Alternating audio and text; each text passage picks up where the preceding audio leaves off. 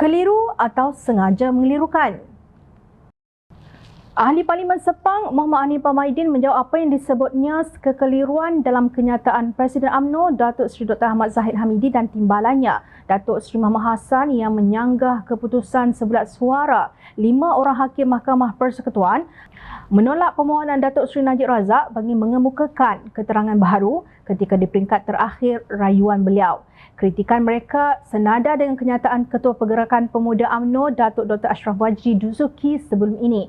Ahmad Zahid berkata dengan tidak berhasrat untuk mencampuri urusan mahkamah, UMNO amat duka cita dengan keputusan Mahkamah Persekutuan menolak permohonan Yang Berhormat Datuk Seri Muhammad Najib bin Tun Abdul Razak memasukkan bukti tambahan membabitkan Hakim Yang Arif Datuk Muhammad Nazlan bin Muhammad Ghazali menerusi rayuan akhir kes penyelewengan dana RM42 juta milik SRC International Sdn Bhd.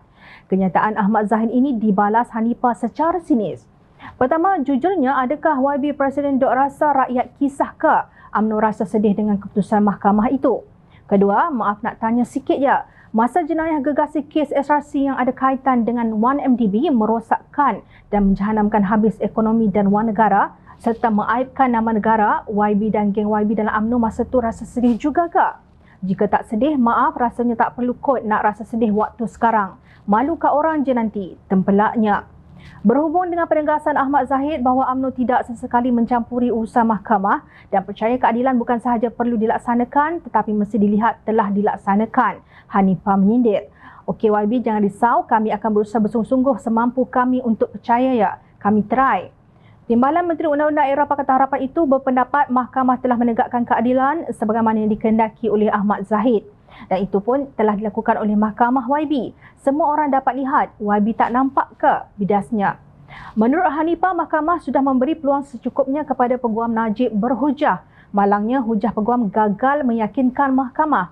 Mengenai hujah timbalan Presiden UMNO bahawa mahkamah perlu mendengar semua keterangan, Ahli Pimpinan Tertinggi Amanah Nasional itu menegaskan, ya betul YB, saya setuju sebab tu masa kes sedang dibicarakan di Mahkamah Tinggi dulu tu kena kemukakanlah semua keterangan yang relevan pada masa itu ya.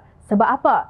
Sebab masa itu hari bicara iaitu hari untuk semua keterangan yang relevan dikemukakan mengikut tata cara prosedur undang-undang.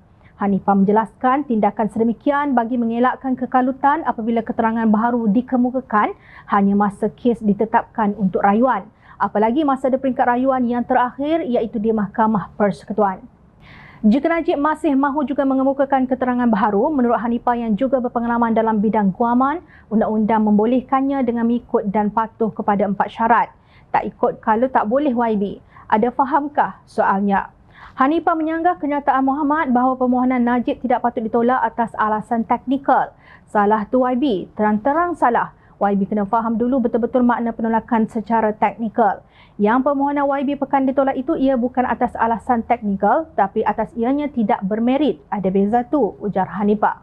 Beliau memberi contoh alasan teknikal mahkamah mungkin menolak kerana ada kecacatan teknikal dalam notis usul seperti salah merujuk nama hakim atau salah sebut nama bank.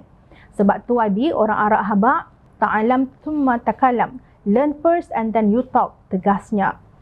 Melihat kepada kelayakan akademik dan pengalaman politik pemimpin tertinggi UMNO ini, sukar dipercayai bahawa serangan terbuka mereka terhadap institusi kehakiman adalah kerana kekeliruan.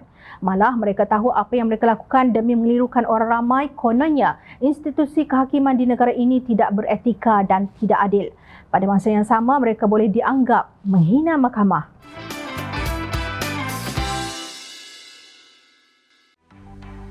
Mencari maklumat dan berita politik yang bebas, kupasan yang tepat, panas. Dapatkannya secara eksklusif hanya di Jom Channel. Komitmen kami, pentasan berita Isnin hingga Jumaat. Berbicara dan isu semasa, kami garapkan secara langsung. Panel-panel berkaliber dan profesional. Interaktif, pandangan anda kami raikan. Jangan lupa bersama kami di setiap hujung minggu dalam edisi khas mingguan. Jom Channel, moving forward, sharing a new experience.